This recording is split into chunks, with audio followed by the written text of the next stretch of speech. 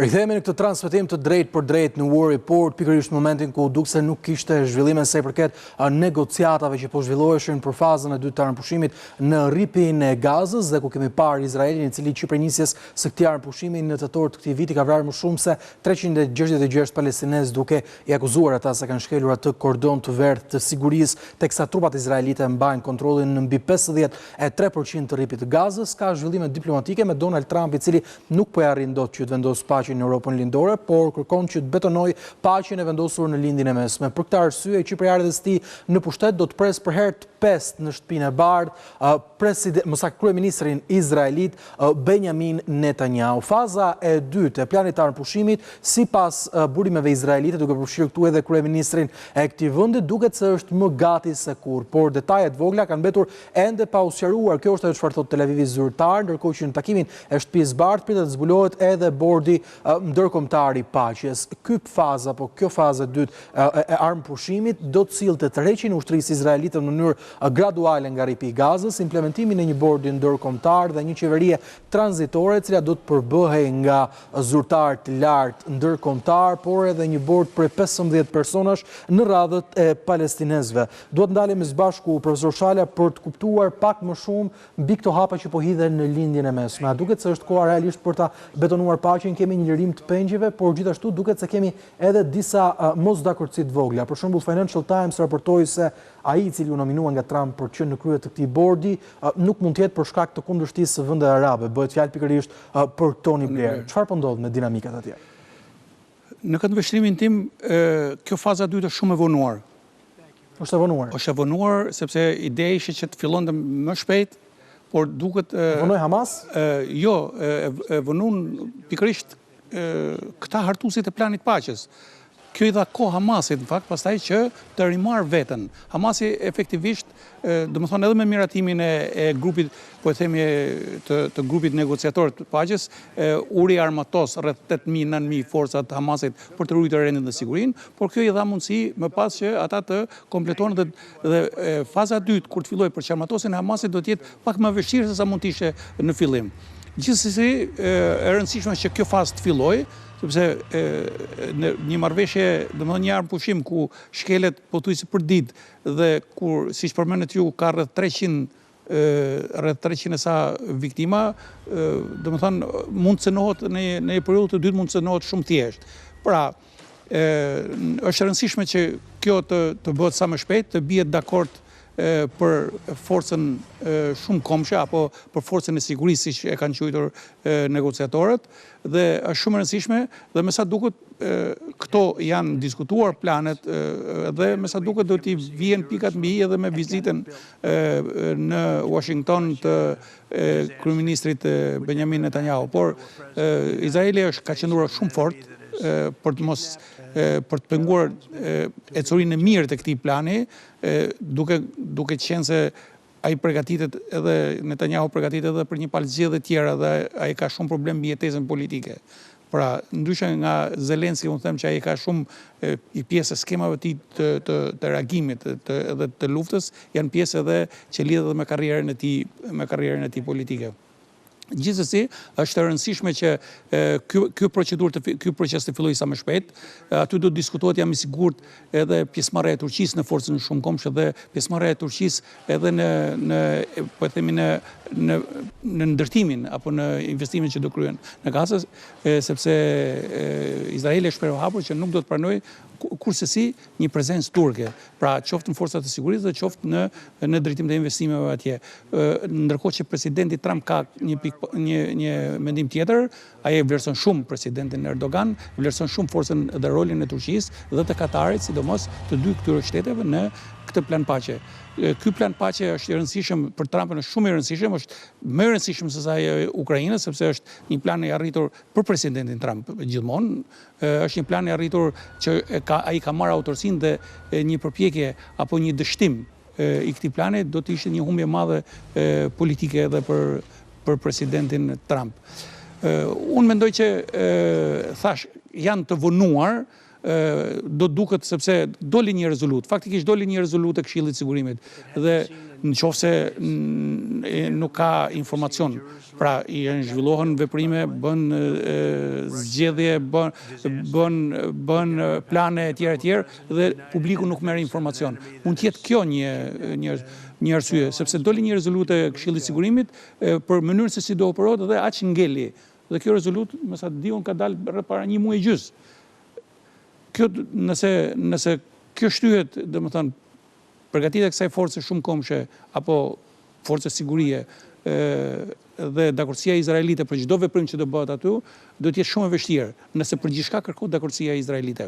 Izraeli janë përcaktuar vjet që ai ka kërkuar vetë, dhe pozicioni i Izraelit do nguli këmbë bile sipas mediave izraelite që ata të ndërhyjnë edhe për të luftuar terrorizmin brenda edhe në situata të caktuara. Siç po bën efektivisht edhe sot, sepse përveç këtyre që shkelin vijnë në verdh, Izraeli ka vazhduar operacionet kirurgjikale për leadershipin e Hamasit pa u penguar fare nga armpushimi. Dje janë vrarë gjatë këtyre disa komandantë, disa lider dhe nuk ka patur ndonjë reagim. Kështu që me sa duket kjo është rënë dakord edhe për këtë mënyrë operimi, domethënë të Izraelit. Është shumë e rëndësishme, pritet me interes ky takim i presidentit Trump me Netanyahu, vendimet që do merren apo dakordësia që do të jepet. Kjo është, nëse do të vazhdojë të shtyhet edhe disa muaj kjo, do të jetë sa më tepër të shtyhet, aq më vështirë bëhet implementimi, pra çarmatosja, fillimi i ristrukturimi apo i ndërtimeve etj.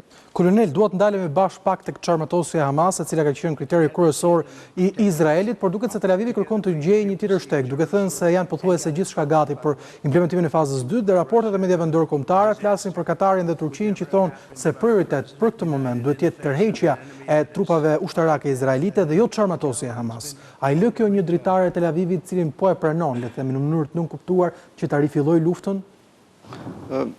Shiko, apo nuk beson se Izraeli do ta pranojë që të ketë një tërheqje të tyre dhe më pas çarmatosjet Hamas? Është një nga kushtet kjo për të kaluar në fazën e dytë.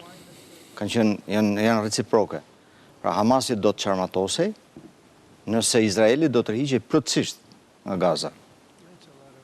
Dhe kjo është dhe pika më e nxehtë në fakt e para kushte për të kaluar në fazën e dytë. Dhe këtu situata është tepër e brisht në fakt. Nuk është se është roz, është goxha e brisht. Sepse nga njëra anë, Izraeli e ka vullnetin politik, do që të kaloj në fazën e dytë, do që të kaloj sa më shpejt, në vijim të vizitës takimi që do ketë me zotin Trump, kryeministri i Izraelit, por nga ana tjetër, po të shohim Hamasin dhe vendet e tjera arabe, nuk është se janë shumë optimist. Dhe arsyet janë sepse edhe gjatë fazës parë, nuk ka patur ai besimi reciprok, se ka shumë rëndësi besimi ndërsjell në një marrëveshje armëpushimi. Dhe nuk ekziston kjo lloj mirëbesimi, sepse ka patur nga të dy palët, ka patur shkeljet e armëpushimit. Edhe nga Izraeli ka patur shkeljet e armëpushimit, qindra raste, por nga ana tjetër edhe Hamasi nuk ka plotësuar angazhimet e veta. Kështu që kjo është pikë e nxehtë. Dhe faza e dytë, unë shpresoj që të kalojë sa më shpejt, që të stabilizohet situata, por është goxha situatë e brisht, sepse kjo kushtëzohet me dorëzimin plotësisht, siç e theksuat edhe ju, të armëve, pra e çarmatosjes së Hamasit, pa përcaktuar se kush është e ardhmja. Pra faza e dytë nuk merret me këtë. Nuk e përcakton të ardhmen. Do kthehet në një forcë politike apo çfarë do ndodh me të. Dhe tërheqja e plot e trupave izraelite nga Gaza. Pra, dhe faza e dytë në fakt fokusohet më shumë tek stabilizimi dhe tek aspektet humanitare. Rindërtimi dhe njandimave, gjitha këto. Dhe nuk përcakton fare siç tham të ardhmen e Hamasit, nuk përcakton kufit, nuk përcakton sovranitetin. Pra, gjitha këto janë lënë të hapura dhe gjithë objektivi i kësaj është stabilizimi dhe krijimi i bazë të mirë për negociata, për të vazhduar negociatat. Por në vështrimin tim është situatë e brisht. Sepse jo të dy, me fjalë, jo të gjitha palët bien dakord në përfundimet që dalin për fazën e dytë.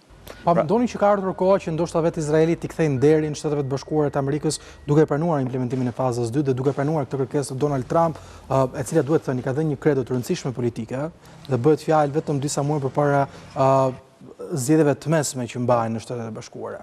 Shikoni, Shtetet e Bashkuara, duke e krahasuar me luftën që kemi aktualisht, Rusi-Ukrainë,